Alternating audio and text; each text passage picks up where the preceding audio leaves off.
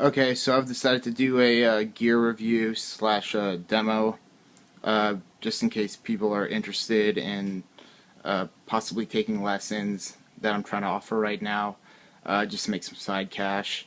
But more importantly, I just kind of want to show what I'm doing right now, uh, just what kind of instrument I'm playing and what I'm building, and just the kind of gear that I'm working with. Just to give you guys an example of what I'm trying to do. So first, let me show you what I just recently got, which is actually a pretty nice Epiphone Les Paul. It comes in this, it's called the California Girl case because, I'll show you why. It's pink on the inside, and that's how Gibson used to do it back in the late 50s. So it actually has a very retro kind of vibe. And this guitar is in a what's called a dark burst finish. I removed the bridge pickups cover because that's how my hero, this guy, used to do it from Led Zeppelin. It's kind of why I play Les Pauls. This is a great guitar. I got it for a great deal.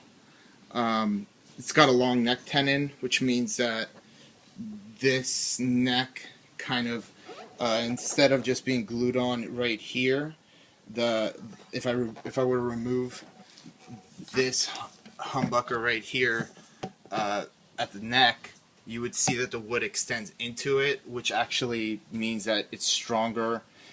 There's only very few Epiphones that are made in this classic Gibson way. It provides more sustain, and it's just a stronger neck joint. It's more expensive that way. But yeah, so pretty much it's a replica of Epiphone's version of what a Gibson 1959 guitar would look like. And 59 vintage old spec guitars usually retail Gibson USA for about like $3,000, $4,000, $5,000, depends on what kind of finish you get. So you can see here this does have a flame maple top. It's a AAA flame maple with an amber knob, which is also period correct to 1959. It's got the top hats and cream cream covers, cream pickguard. But yeah, it's actually a really good guitar. The other thing about this one is that all the electronics, all the pickups are USA Gibson parts. So this guitar came, aside from being like a replica of a very expensive Gibson, this guitar came with all American electronics and pickups. The switch, everything, it's all American. So this is actually a tweener in a sense that even though the guitar is put together in China, which isn't the best place for guitars because you want to usually buy Japanese and or American.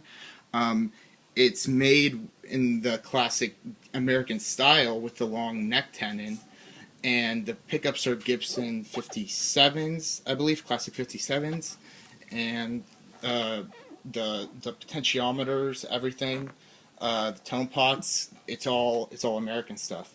So yeah, so this is actually as close as you can get for around $500 to $3,500 guitar, which is kind of why I got it. So I'm gonna plug it in and show you guys the kind of mods I'm gonna eventually do on it, and just so you guys can hear it, and let me know what you think. I'm just gonna play some scales and do some, just noodling, and then I can get into more theory and other stuff later on, and you guys can let me know if anybody's interested in lessons. So what I'm working with here is I have a Pod HD 500, which I got for really cheap, considering that it used to be a $500 floor processor, but I got it for much cheaper, about $285. And then they came out with a new one, so I felt really cool for about a week. And then they came out with a 500X, but screw that because I don't need that.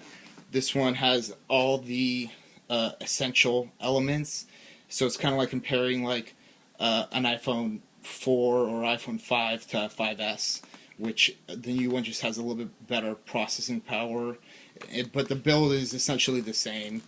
And then I'm running through an all-tube Egnater Rebel 30, which is a great amp if you like just to have a tube amp that's semi-portable. I've had a Marshall before, a DSL 50 watt, and it was super heavy, like 50 pounds. This one I can actually pick up and carry along with me. It's a 2-channel amp with a tube mix, so you can go EL84, which is much more, I don't know if you guys can see that, it's kind of dark, but the EL84s are more of the classic Marshall sound, and the 6v6s are more of a Fendery kind of classic American, so you can actually mix the tubes, and it's got variable wattage, so you can go from 30 watts all the way down to 1 watt, which kind of just will make it a little bit less loud. And it's got a Celestion Elite 80 speaker in it, which is custom voiced, and it also has these switches, bright, tight, for both channels, and very high quality, very good quality foot switch for channel, and reverb that says Rebel on there, which is also cool. Yeah, you can see I have like a ton of wires and crap. Let me see if I can get more lighting here. Plus I have this little keyboard that I fiddle around with, but I don't really know how to play. But yeah, so let me show you guys what this sounds like, because it sounds pretty good. I'm gonna play first. I'm gonna play straight into the just straight into the amplifier, no effects pedal, and then I'll play through the effects pedal, so you guys can get an idea. So let me see.